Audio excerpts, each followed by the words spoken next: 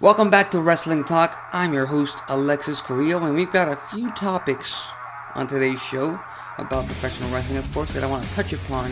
And the very first topic I want to touch upon is the fact that earlier in the week, via social media and also via a few wrestling news websites, it was being reported, and the superstar himself posted on his social media that he wanted and had requested his release from WWE. And that man's name is Mustafa Ali.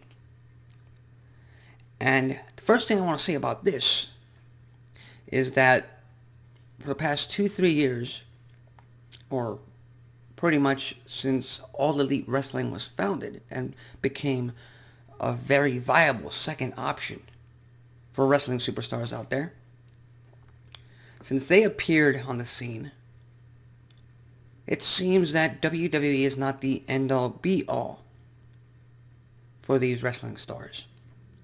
It seems that getting and succeeding to WWE, or even just being contracted by WWE, is not the end goal of sorts. First and foremost, because WWE have released, at this point, hundreds of superstars and wrestlers and performers from their contracts ever since the pandemic started, which again can be attributed to the pandemic and to other circumstances, like WWE, for example, argumenting budget cuts, which a lot of wrestling fans I know don't buy, but sometimes that is a thing that's very, very believable because, number one, you as a wrestling fan don't know how their books are run. You don't know what kind of budget they do have every single year. You just think that, oh, like their net worth or the entire amount of their bank account is at their disposal to keep these stars and keep everybody else employed. And that's just not the fact. That's just not how you do business, and that's something that wrestling fans can't get over. But the fact of the matter is, a talented superstar like Mustafa Ali has requested his release from WWE.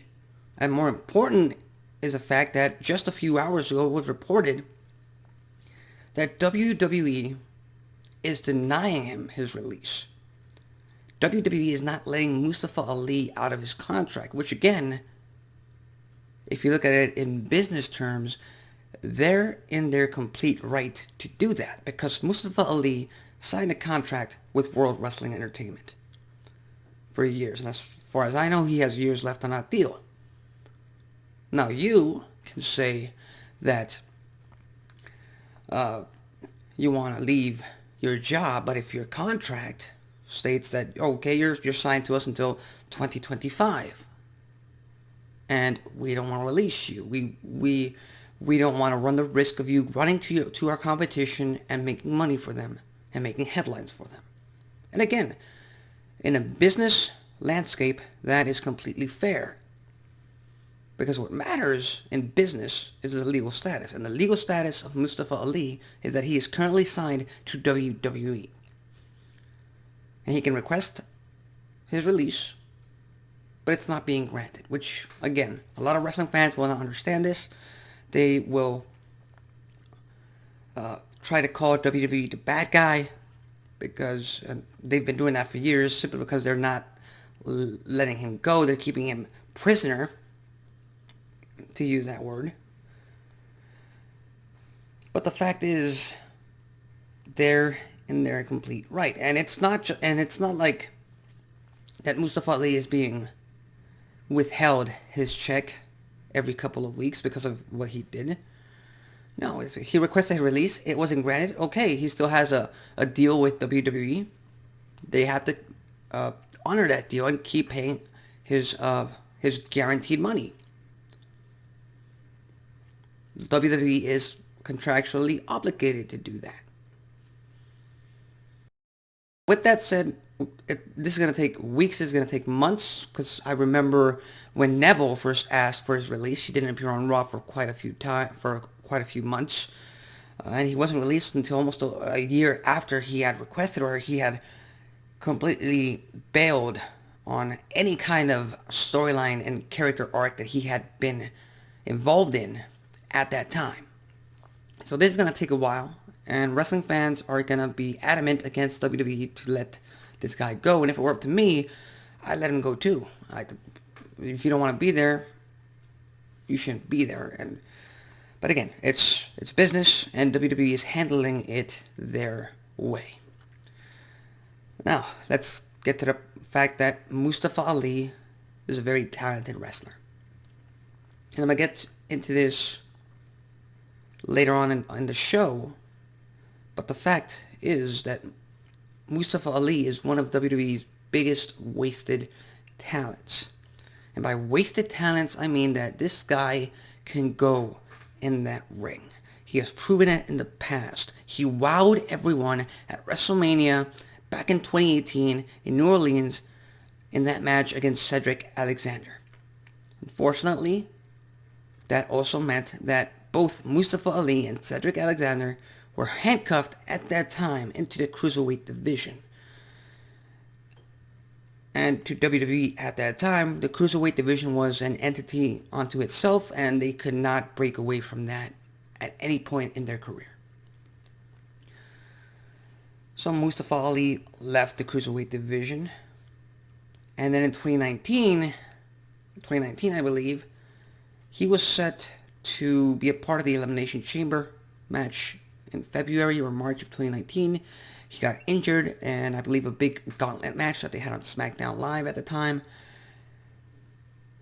And that allowed Kofi Kingston to be inserted into that match. And then we got the whole run of Kofi Mania.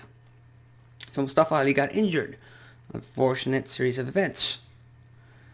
Then in 2020, he was a leader of Retribution. He was revealed as the leader of Retribution. Unfortunately, that angle of Retribution would have been much more effective. It would have worked a lot more if there would have been fans in the stands at that time. The pandemic happened, another unfortunate set of circumstances. And then last year, he was a part of a tag team with Mansoor, which WWE gave some legs to, kept them running on Monday Night Raw, and then they broke them up for no good reason, and they both went their separate ways. And then Mustafa Ali hasn't been seen on WWE television in quite a while. He had a match with Drew McIntyre. He lost to Mansoor. He's been backstage trying to convince Ricochet to join him in his endeavors. That didn't work out. Overall, Mustafa Ali has been a character, a wrestler, a performer, a superstar, a man with so much potential in WWE, but that hasn't gotten that big break in any way possible. So again, he requested his release. I believe he's going to get it at one point. But when that point comes, I don't know. When WWE allows that to happen, I don't know. So, with that said, what do you think about WWE not allowing Mustafa Ali to leave the company? And what do you think about Mustafa Ali requesting his release from the company? Do you think he should be more patient? Do you think he should give WWE another chance? I believe he's on SmackDown now, so that's the wrestling show. Mustafa Ali can go in that ring, and if he's just given the right match, the right opponent at the right time, he might hit his stride once again. We'll just have to wait and see. Leave your thoughts, comments, and predictions on the comments section below. And again, in the past segment, I mentioned the fact of wasted talent. Big wasted talent that companies have on their roster, but they are not currently using to their full potential. And in this case, I'm going to do two lists. And it's not going to be a defined number of lists. I'm not going to do a top 5, not top 10. I'm not going to list them like a number 5, number 4. No.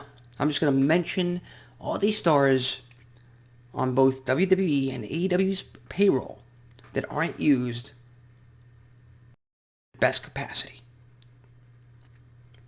Now again, this might I have to add to this the fact that television time is limited, so they don't really have enough time to fit all these stars onto their shows. So that's one of the reasons. Reason number 2,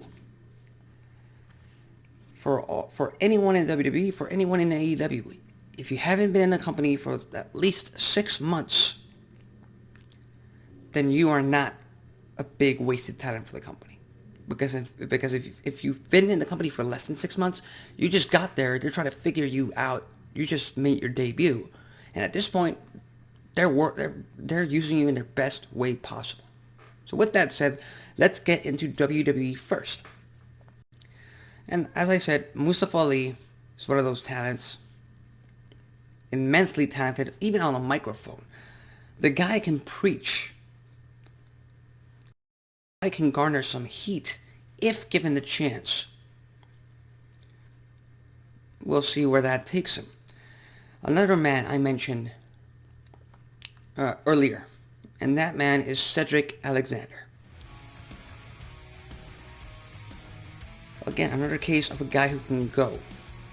I believe he's a former Cruiserweight champion, he's a former Raw Tag Team champion, a former member of the Hurt Business, and in the Hurt Business, he showed us something that we hadn't seen from him ever, and that is personality, his swagger. The guy can bite at you with his words, with his look, and furthermore, he can back it up in that ring. Now, it depends on how you book him, and if you book him into some wins, that'll give him some credibility. But as far as I know, Cedric Alexander is a star that should be better utilized. Hell, pair him up against Damian Priest, they'll put on a banger for that United States Championship, and then you can move Damian Priest up to the main event. You got someone who recently became a 4-time or 3-time tag team champion in WWE. I'm not counting the NXT tag team title reigns he had with Jason Jordan. But I'm talking about Chad Gable. Chad Gable is maybe one of the most technical wrestlers on the current WWE roster. And he hadn't been allowed to prove that on WWE TV because he hadn't been given any time. But I believe a year or 2 years ago, he was allowed to turn heel, and his personality just bursted. The guy can brag. The guy can be cocky. The guy can be confident, and he can put guys over, as he's doing now with Otis. Where will this take him? I don't know. But all I know is I want to see more of Chad Gable as a singles competitor in singles matches. Those 3 minutes that we had with Randy Orton, as soon as that bell rang, I was glued to the screen. I didn't want to miss a minute of this match because that's how good Chad Gable is. And I know he's a tag team champion, which in theory excludes him from big wasted talent lists. But Chad Gable is someone you can do a lot more with, and I'm hoping WWE does. You got a guy like Kevin Owens. Now you might be asking yourself, Kevin Owens, wasn't he just in the main event of day one? Wasn't he just in the main event world title match of WWE's first pay-per-view of the year? Yes, he was. He was. Yeah. But it's an injustice that Kevin Owens is only a one-time world champion in WWE. It's an injustice that Kevin Owens hasn't been world champion in WWE for almost 5 years now. And you already know how talented he is in that ring. He's entertaining as hell on the mic. He can make you laugh, he can make you cry, he can make you hate you. And he can make you buy into stuff that you shouldn't be buying into. But I attribute the fact that he is only a one-time world champion to title reigns given to Goldberg, and to Brock Lesnar, and to Braun Strowman, and to all these part-timers that just didn't work out for WWE. And Kevin Owens recently signed a new deal with WWE, so hopefully, he'll get world title opportunities in the future. We've got a guy who proved his mettle in NXT, the former Dominik Dijakovic. Yeah, I kind of forgot his last name, how to pronounce it. Because now WWE made the unwise decision to call him TBar when he was first introduced into WWE. And I get it, the names don't matter. Names really don't matter. But TBar can go in that ring. You don't believe me? Look up his NXT match with Keith Lee. Yeah. Cesaro. He had a blink and you miss it run last year in WWE. He had his big WrestleMania match against Seth Rollins. And he had a big world title match, universal title match, against Roman Reigns. And then WWE did nothing with one of the most technical and powerful superstars on their roster. Now, this guy does lack on the microphone. He does lack that connection with the crowd on the stick. But the guy can go. And if it were on wrestling ring and wrestling prowess alone, the guy would be on top. Drew Gulak. I can't tell you how many times, and you can look back at my shows, at these videos on this YouTube channel earlier, about 3 years ago, back in 2018, when he was the focal point of 205 Live. His segments where he was trying to teach the audience about real wrestling. Drew Gulak was the entertainment aspect of 205 Live at the time. When it was just wrestling, Drew Gulak, made his mark in that way. And last year he had what I would call a 4-star match with Daniel Bryan at Fastlane. Well, 2 years ago actually. Well, yeah, 2 years ago, 1 year ago. I can't believe the pandemic era is just a blur right now at this point with the Thunderdome. But Drew Gulak is currently a trainer, and he's mostly seen on WWE TV backstage. So WWE fixed that. We've got King Woods and Kofi Kingston. Now, every member of the New Day is World Championship material. Big E just lost the WWE Championship. Kofi Kingston, he was a part of Kofi Mania and a WWE champion. One of the greatest moments in WrestleMania history. And now King Woods, yes, he is the king of the ring. Yes, he is entertaining. But the fact is, WWE has handcuffed the New Day and has handcuffed King Woods and Kofi Kingston into tag team competition for far too long. We got Ricochet. I mean, you want to talk about a guy that just fans can get behind. You want to talk about a guy who can go from technical wrestling 1 second and then the next second he's high flying and doing all these maneuvers that get the crowd on their feet. And if you were to mention and if you were to try to come up with a new SmackDown 6 to start this brand new era on SmackDown, Ricochet would be the top guy on that list for me. Enough said. We've got the current Intercontinental Champion Shinsuke Nakamura. I mean, he is the current Intercontinental Champion, so why the hell is he on a big wasted talent list for WWE? And it's simple. If I'm not mistaken, Shinsuke Nakamura won the title back in September or August, or I don't know, because they don't mention it. They just mention he's the champion, and he's got quite an entertaining act with Rick Boogs. Love that intro, by the way.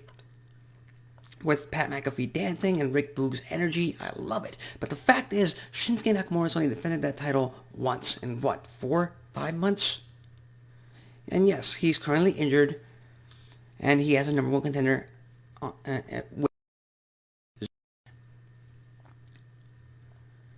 but Shinsuke Nakamura, ever since he made his debut on the main roster in 2018, has been handcuffed. He's been neutered. He's not strong style anymore. He is entertaining, yes, which is what WWE wants. But again, a waste of talent for sure.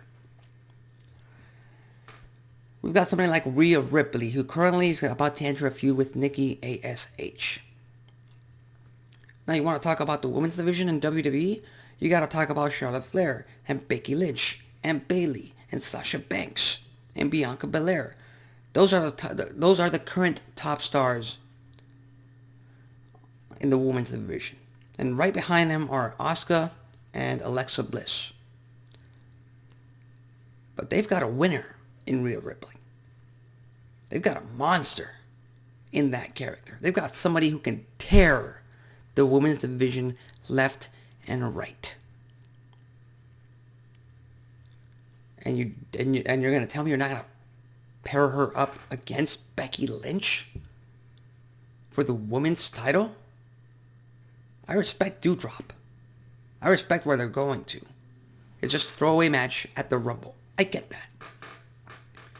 But Rhea Ripley should be one of the focal points of any women's division out there. We've got Naomi, who is stuck on SmackDown, who is stuck in this feud, this silly rivalry with Sonya Deville. And at first, I was enticed. I was really, really into that storyline because I felt like that could get over real quick because Naomi is someone fans want to get behind of.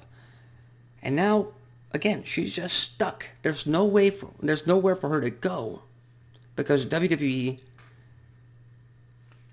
can't seem to advance past the fact that Naomi can't touch Sonya Deville. But Sonya Deville keeps screwing Naomi over. They can't get over that. They can't get past that for some reason, apparently, which is really hurting Naomi. And last but not least on this WWE list, we've got Shayna Baszler. And how the hell did they drop the ball with Shayna Baszler? First of all, she had a pretty crappy debut in WWE. I believe in early 2020 on Raw. She bit. I did not make a mistake in that. She bit Becky Lynch in her debut. With fake blood and everything.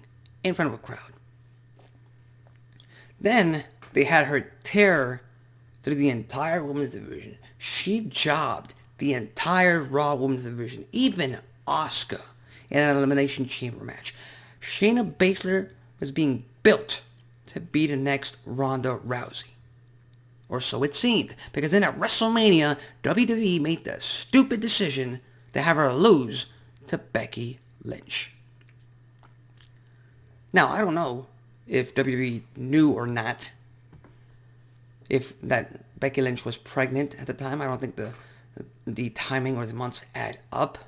But even then, even if that wasn't a factor in that decision, the way you built Shayna Baszler up, make her the damn champion. At WrestleMania, the big stage, you already built her up like a monster, like an unstoppable badass, which she is. Shayna Baszler is a badass. And then you have a champion, the challenger, the fan favorite can chase. And now Shayna Baszler is just Sonya Deville's lackey. And honestly, I really want Ronda Rousey to return because that might make WWE think twice about Shayna Baszler. So with that said, that is WWE's biggest wasted talent. What are your thoughts on my list, on every single superstar that I mentioned? Do you think some of these superstars shouldn't be on this list? Do you think I'm missing someone? If you do, leave them in the comment section below. Now it's time to go into the AEW's biggest wasted talent list. And most of you are saying like AEW is using everyone they have at their best of their ability. There's no one that they aren't using properly. And I'm here to tell you you're wrong. Because I have a few stars here that they aren't using properly. And I'm going to start with number 1. Andrade, El Idolo. Yeah, the guy made his debut a few months ago. Yes, he's a talented superstar. But as far as I know, as of this moment, I think he's a part of Matt Hardy's family. His stable. With all due respect to Matt Hardy, should not be the case. Andrade should be his own entity. If he is not riding with his own stable, he should be riding solo. That's the swagger he gives out. That is his charisma. That's how he carries himself in AEW. So what's he doing with Matt Hardy's family, which is a bunch of guys that need to be built up and protected in the Blade, the Butcher, the Bunny, and Private Party? I don't know. They might get to that in the very near future, but as far as I'm concerned, Andrade should be, at the very least, trying to target Cody Rhodes or Sammy Guevara for any of those TNT championships. We've got, in my opinion, the biggest wasted talent AEW currently has on the roster, and that is the Machine, the Silverine, Brian Cage. This man is a former Impact World Heavyweight Champion. This man is the equivalent to Wardlow. He can powerbomb your ass. He can wrestle you to the ground. He can just stare at you and cause fear. That is Brian Cage. And we haven't seen him on AEW TV in a long time. At least not in a meaningful way. So AEW needs to fix that. They really do. I get it. They're trying to debut all these new superstars, which again works against it because they keep using all these debuts to try to get the numbers up, and it's just not working. So Brian Cage would be much better served either being used properly on AEW, whether that be Rampage or Dynamite, or just leaving the company altogether. Go back to Impact Wrestling. Hell, make a statement in WWE, which is very hard. It's going to be very hard for him. We've got two guys who currently have a mouthpiece that they don't need because they have the mic skills and the charisma and the swagger and the presence to do it themselves. But the fact is, both of these guys are far too entertaining and far too good at what they do to garner any real heat for a long time without getting cheered. And that's why they need someone, a mouthpiece that people just hate. People just love to boo. And as a matter of fact, he's very annoying, and that is Dan Lambert, who if you Impact fans may remember from his 2017-2018 run with the company. But I'm talking about Ethan Page, former member of the North in Impact Wrestling, and Scorpio Sky, former member of SCU in AEW. These two guys could be tag team champions. These two guys should be tag team champions. These two guys should be TNT champions. These two guys could be TNT champions. That's how good they are. They've proven it in the past. They can prove it again. And right now, yeah, they're garnering heat. They're building themselves up. But at one point, they're going to be pretty over with the crowd when they turn on Dan Lambert and American Top Team. We've got Jake Hager, the muscle of the Inner Circle, the former Jack Swagger, the former world champion. I remember back in 2019 when Dynamite first made their debut on TNT. I talked about how Jake Hager was going to be a future world champion and a future top star for AEW because at one point he was going to turn on Chris Jericho. And guess what? I'm still waiting for him to do that. I'm still waiting. At this point, he's just a walking face used as the muscle for the Inner Circle. And he had very, very entertaining segments with MJF and Wardlow. That whole Vegas thing where they're just busting up guys in the bar with Wardlow, that kills me. That's pretty much out of a freaking movie scene. But other than that, Jake Hager has done nothing in over 2 years now. Nothing. He's just there. He's just in AEW. And the guy can go in the ring. The guy is powerful. The guy has an MMA background that makes him a legit. And Tony Khan, who is the head of the creative, has found nothing for him to do other than stand behind Jericho, look tough, and just go with the flow. We've got Lance Archer, the Murder Hawk Machine. He's a number one contender to Hangman Adam Page's World Championship. He's the next challenger, the next big match for the champion. And you know what? That next big match is Lance Archer's next big loss. Lance Archer has lost to Cody Rhodes for the TNT title. Lance Archer has lost to Jon Moxley for the AEW World title. And guess what? The way AEW has been using Lance Archer, the Murder Hawk Machine, guess what? Lance Archer will lose to Hangman Adam Page for the AEW World Championship in the near future. And that's not against him. That's not against his talent. That's not against his look. It's just the way that they've been using him. They haven't been able to figure it out, and they can't pull the trigger, and they don't want to pull the trigger on building guys up, in my opinion, the right way, which is making them world champions and building a pedigree. And if that means flip-flopping the titles every 1, 2, 3 months, then so be it. Because that's how you build stars. We've got Malachi Black. Wow. I had so much in mind for this guy on SmackDown for WWE, and then he got released as Aleister Black. Then he made his debut for AEW as Malachi Black, and I thought they're about to build him up for a big main event spot once they get a babyface champion in. And right now, Malachi Black is doing nothing but trying to get guys like Brian Pillman Jr. over. Nothing against Brian Pillman Jr. Nothing against Brian Pillman Jr. But this is doing nothing for the House of Black. And that's something that Tony Khan should reconsider and try to try to figure out a new way of inserting Black into their television program. We've got the rest of the Team Taz, Sans Hook, who I think they're using amazingly. The way they're using Hook, that's the right way to do it. Slow build for one of the most long-awaited rookie debuts of all time. That's proper.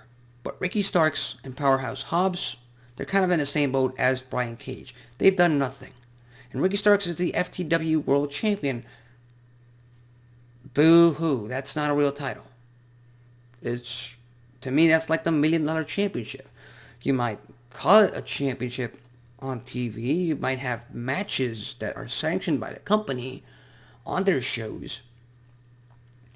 But it's not the company's title. It's not a real championship. And I'm sorry, Taz. I really am. But it's not. And Ricky Starks is someone who I first watched on NWA Power, and I just saw this guy with so much power, with so much charisma. He gave me the Rock type of vibes whenever he got on the mic. And even right now on commentary, even right now when he's in that ring, the guy's entertaining. The guy can give you results, and the guy can just keep viewers glued to that screen. Unfortunately, again, AEW doesn't have enough TV time to plug him in a spot where he actually matters. The same with Powerhouse Hobbs. Another guy, quite like Jake Hager, quite like Wardlow, quite like Brian Cage, big, muscular type of guy who looks tough, can go in that ring, can make you feel fear, and make the superstars in that ring feel fear, and yet doing nothing. We've got Frankie Kazarian, the Elite Hunter. Remember that? Well, Kenny Omega's gone. Not because of Frankie Kazarian, but because of Hangman Adam Page and because he's injured. So what was the point of that? And where's Frankie Kazarian? Exactly. We got Wardlow. This guy is poised to be one of AEW's biggest stars, if they do it right. And they've been teasing it for the past few weeks. When Wardlow decides to turn on MJF, or when Tony Khan and the rest of the AEW creative team decide to have Wardlow turn on MJF,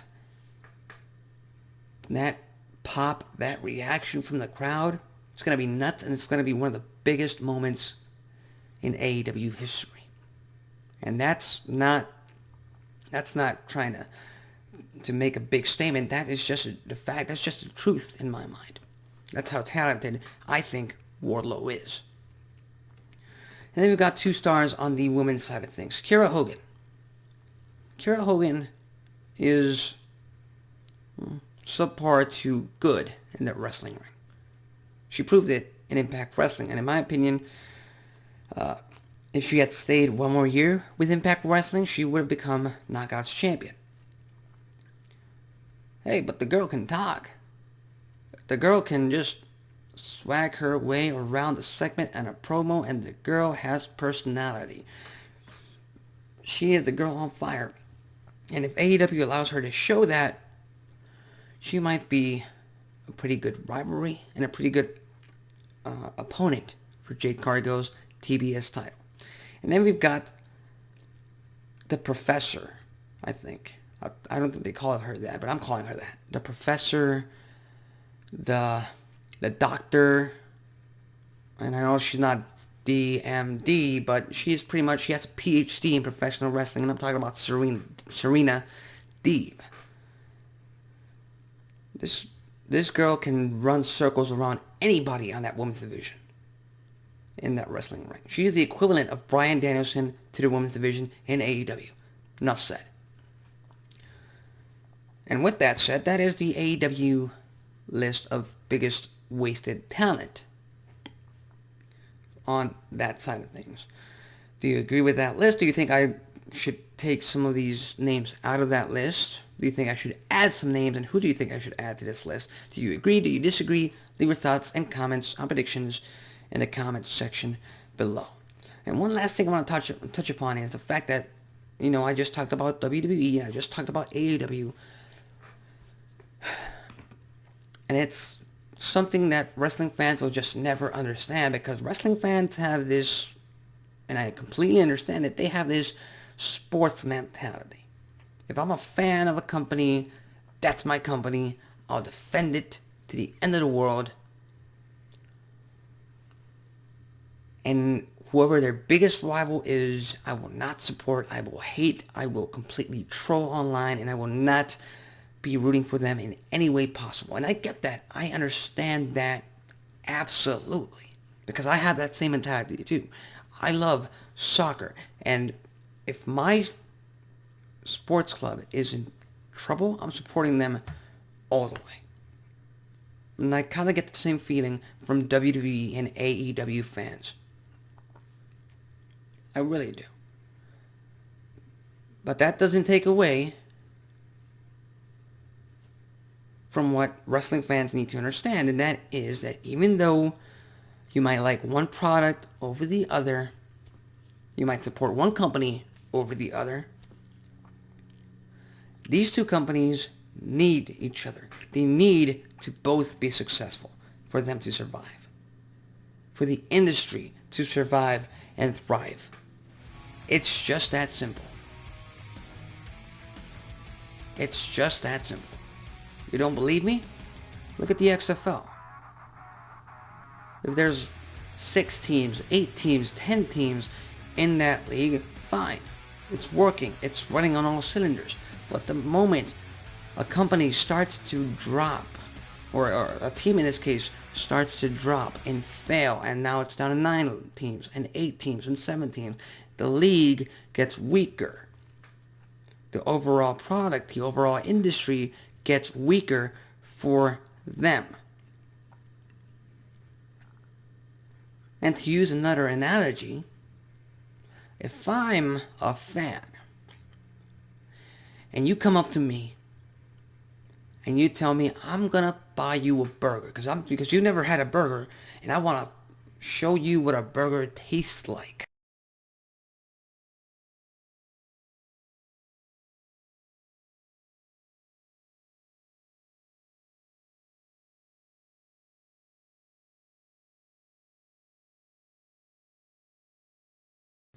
You know what my reaction is going to be? I'm never, ever going to have a burger again in my life. I didn't like it the first time. I didn't like my first impression. Not going to happen. The same applies for wrestling. If I'm a wrestling fan and I'm trying to show a casual fan or a casual viewer what pro wrestling is, and I show them a show that they're not going to be into, guess what? They're not going to be into professional wrestling. They're not going to keep tuning in to any kind of professional wrestling. If they watch AEW and they don't like it, they're not going to tune into WWE. If they watch WWE and they don't like it, they're not going to tune into AEW. Their reaction is going to be like, already had it, already tried it, didn't like it. What's the point? Now, on the other hand, if we go back to 96, 97, 98, the boom, the biggest boom in wrestling history, in my opinion, and you had a wrestling fan, have a casual viewer tune into WCW at the time, and you had the NWO running wild, you had Goldberg, you had the Cruiserweight division, you had all these big storylines. That entertained me. I love it. I want more. Hey, you want more? Guess what? There's this other show, this other competition on USA. It's called WWF. It's called WWE. They had the Attitude Era. And guess what? He tunes in. You got The Rock. You got Stone Cold Steve Austin. You got DX. You got the Divas. You got all these kinds of different personalities and over-the-top characters. And they love it. And that's what made wrestling so successful back then. And guess what? 2001 happened. WCW and ECW died. And it's been years since that happened. And the wrestling fan base has declined. So I can understand the fact that you're a fan of one company over the other. What I can't understand is why you would root for a company to fail and to fall apart. Because that only hurts the industry, and that only hurts the business, and that only hurts you as a wrestling fan, and it only hurts all the wrestlers who are being released and don't have other options to go to other than the top ones. So those are my thoughts on why WWE and AEW fans should be more supportive of each other's products, of each other's companies. And if you don't agree, well, that's tough. Those are my thoughts. Those are my predictions. Those are my comments. Leave yours in the comments section below. And we're about to run out of time because I like to keep these broadcasts short, sweet, and to the point. So with that in mind, let's talk about Walter, or the man formerly known as Walter, who is now known as Gunther. And again, just like earlier in the show, not a fan of the name change. It's not a really intimidating name, excuse me. It's not. Walter was much more imposing. And you know the saying, if it ain't broke, don't fix it. But WWE has their own way of doing things. They have their own way of doing business. And that's just how they roll. Fans went crazy on social media. They started this whole idea that WWE does not know what they are doing, and for a minute it was touch and go, because it seemed that they were going to name him after a Nazi figure of the past. Wisely, WWE held back from that, but other than that, it is just a name. It's a name change. It doesn't really matter in the grand scheme of things. Don't believe me? 2008. You know who WWE introduced us to? Mr. Ziggler himself, Dolph Ziggler. Some would consider that a silly name. Hasn't stopped him from becoming a two-time world champion, a multi-time tag team champion, a multi-time intercontinental champion, multi-time United States champion. He's one hell of a performer, and he's had a great career. Want to look outside the wrestling world? You got names like Arnold and Sylvester, which aren't the best names possible for any kind of manly man out there. And you know what? Why don't you walk up to Arnold Schwarzenegger and Sylvester Stallone and tell them that? You wouldn't, because it's not the name that matters. It's who you are and what you do that gives you exactly what you want and all the results you'll ever need. So with that said, wrestling fans, yes, Walter is better than Gunther. I agree with you on that. But in the grand scheme of things, it doesn't really matter. And with that said, January 21st, Friday night, we got SmackDown, we got Rampage, we got great shows to tune in for this Wrestling Friday and for the rest of the weekend. I've been Alexis Carrillo. Have a great rest of your day and have a great weekend. See you next time.